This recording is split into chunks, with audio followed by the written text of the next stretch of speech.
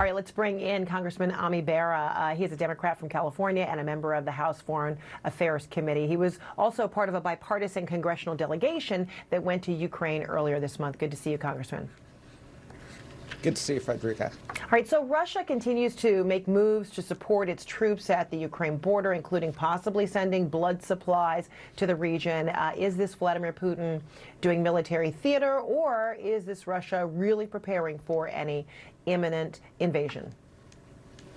You know, you never can tell. We were in Brussels meeting with our NATO allies last week, as well as our European Union allies. And then in Kyiv, we flew home last night. And, you know, we're taking this very seriously. And if they are indeed moving blood supplies, that often is an indication of an imminent invasion.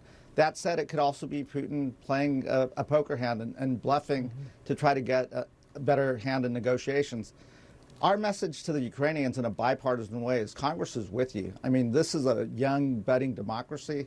When you talk to the citizens on the street, they don't want to go back to a Soviet way of life, and they're ready to fight for their freedoms and their country. And those of us that value democracy, value the rule of law and the freedom of choice have to be there to support the Ukrainian people. At the same time, are you at all concerned about Ukraine's president's message that the U.S. and allies talking about an invasion is unnecessary, if not at the very least unsettling inside his country? So how do you handle that? You know, we met with President Zelensky. We also met with his foreign minister and minister of defense. I understand his concern about the impact, you know, very broad statements about imminent war is having on his economy and so forth. That said, he reassured us that the country, Ukraine, is getting ready to defend itself and that the people will be ready to stand up and defend themselves. They just need the support of the European Union, the United States, and other democratic nations, as well as, you know, some economic support and the military support. And I think President Biden has been pretty firm in his conviction that we're going to do everything we have to do to help support the Ukrainian people as they defend themselves. There's a bipartisan package of Russia sanctions moving its way through Congress right now. I mean, do you think the U.S. should be sanctioning Russia and Putin before, you know, any military action? You know, there's a debate taking place on whether you do preemptive sanctions or wait until Russia does something.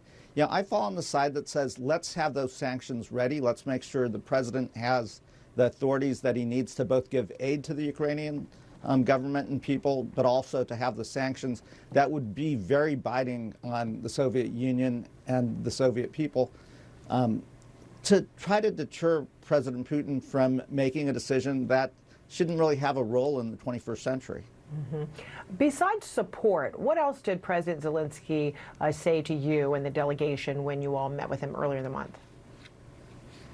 You know, he understands that the United States is standing with this young democracy in Ukraine, that we stand with the Ukrainian government and the people of Ukraine. And, you know, our conversations with the European Union is, for the most part, our European allies are also standing with Ukraine, as well as NATO. He wants us to be ready and prepared. Obviously, he has some concerns that, you know, our preparations do look like there's an imminent war that's going to take place. But again, we're planning for the worst, and again, hoping that Mr. Putin comes to his senses here. So Russia's Putin has said he doesn't want Ukraine to be able to join NATO. Either what's the message, or even what's the role the U.S. can or should play in that? You know, that's up to the Ukrainian people as well as the various NATO countries. You know, at this point, there's not an imminent move for Ukraine to join NATO. And they're not asking for NATO troops to enter Ukraine. They're fully prepared to defend their own country. It's not up to Mr. Putin to decide. It's up to the people of Ukraine and the government of Ukraine to decide what their path forward is. U.S. Defense Secretary Lloyd Austin said Friday that Russia was following its playbook and maybe looking to undermine the Ukrainian government from within the country. Some of that already appears to be going on. In your view, might that escalate? You know, certainly we have to be prepared for all the tools that Mr. Putin may use. Asymmetric warfare, cyber attacks, which he's already done on Ukraine, as well as internal upheaval. You know, his history is, you know, he tries to create chaos in a country and then tries to come in and act like he's the peacekeeper to maintain the peace. That's not happening. You know, I was in Kiev yesterday in the morning and you know, talked to folks, and that isn't the case. You know, there's relative calm. This is a young, budding democracy. And again, the people there have said they don't want a path that goes back to the Soviet Union. They want a path that protects their freedom and their individual choice to determine their own future. On that trip, before you departed last night, were you able to gauge what ordinary Ukrainians are thinking and feeling?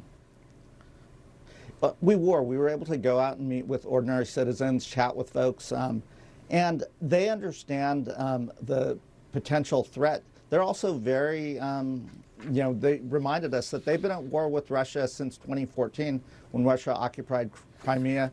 They continue to have, you know, daily loss of life and weekly loss of life in the Donbass region. So they've been fighting with Russia for the last 8 years, and they're ready to escalate that fight should Russia choose to invade or use other asymmetric methods. All right, Congressman Bera, good to see you. Thank you so much. Good to see you too. Thank you.